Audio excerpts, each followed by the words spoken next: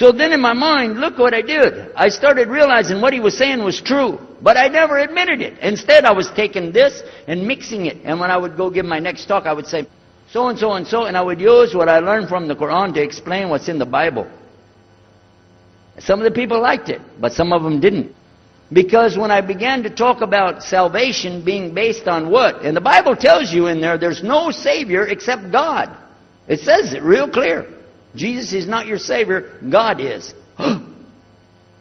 When I found that, I said, okay, let me try another way to explain that. Each thing as I would learn it, I'm trying to change how I'm presenting the thing. It still doesn't dawn on me, I need to do something. But I could see for sure God is only one, and so I totally forget the Trinity thing. My dad never did believe it anyway, so he had no problem with it. Now we come to some new thing. The priest asks the Muslim, can I go to your church with you? The mosque. He said, sure, come on. Well, he went and they came back. So he took the priest aside. Come here, come here. What do they do? What do they do in there? Tell us, what did he do? Did they like kill some animals or what do they do in there? He said, no, they just stand there like this and they pray and they leave. I said, what? They pray and leave? I said, yeah. Okay, what kind of music do they have? He said they didn't have any music. No music? How in the world are you going to worship God without music, man? So I asked him, Muhammad, you guys don't have any music? He said, no.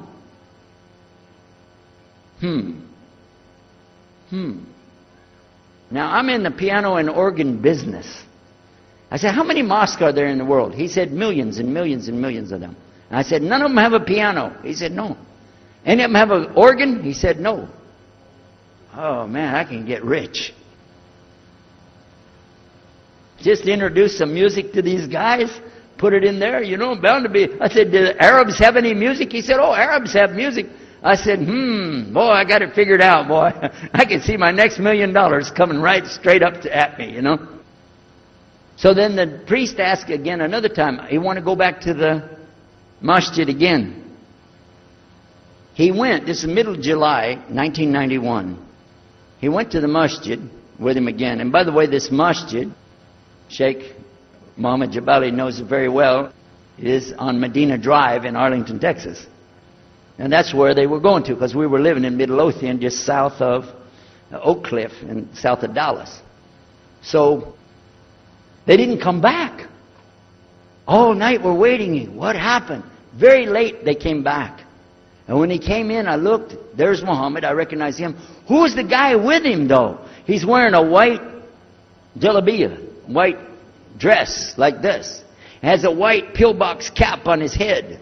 And I looked at him and I said, Pete. His name was Father Peter Jacobs, but we're not, Catholic, so I don't have to call him Father. I said, Pete, did you become a Muslim? He said, Ashhadu an la ilaha illallah, Ashhadu Muhammad Rasulullah. I said, oh my God. Now I used to have cameras like these cameras right here, because we had a television show called Estes Music Jamboree. So I got one of our cameras out, opened it up, set it all up on the tripod, and I was going to interview him and ask him, well, you went to Islam, what happened? While I was talking to him, though, he fell asleep.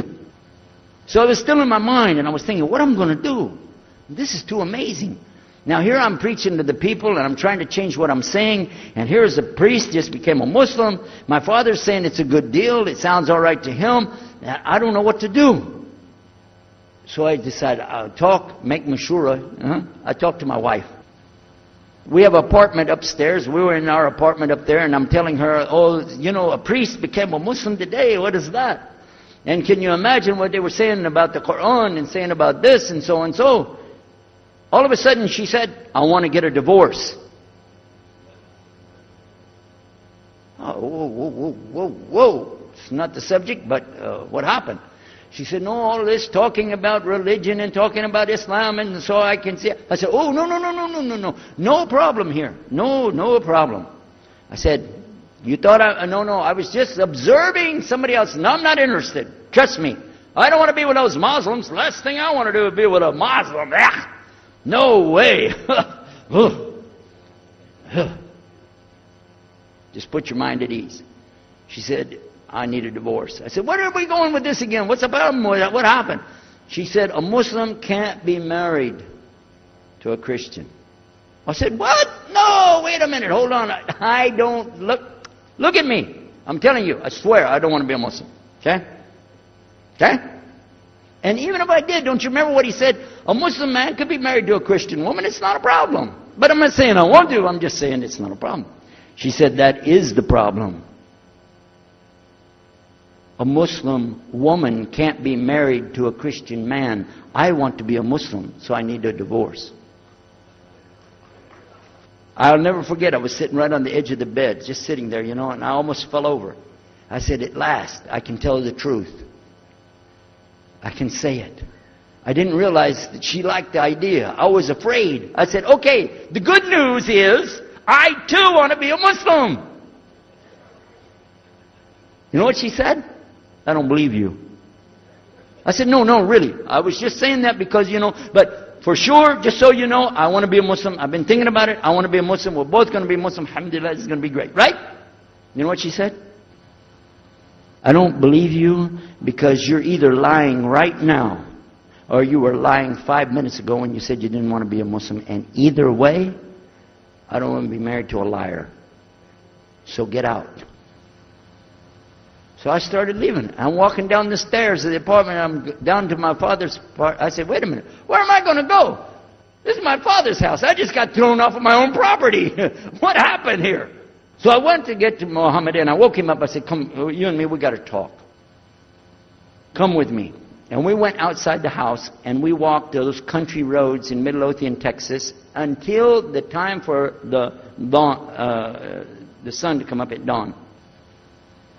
And all that time I talked to him about what's it like to be a Muslim, how do you have to believe, what do you have to do. Let me hear all of it now. And no more playing a game. I'm not debating, I just want to know. Just tell me. Just tell me what's Islam. I need to know what I need to do. And he told me everything and I realized this is it. I got to make a decision. This is a big deal though. And he told me, okay, this is up to you. You have to go make a choice for yourself. I can't help you. I said, oh my God. So when he was praying Fajr, I decided, I've been watching this man praying this direction with his head on the ground. It's so beautiful to see a man humble himself, put his head on the ground to the Rabbil Alameen. I said, oh my God, let me try.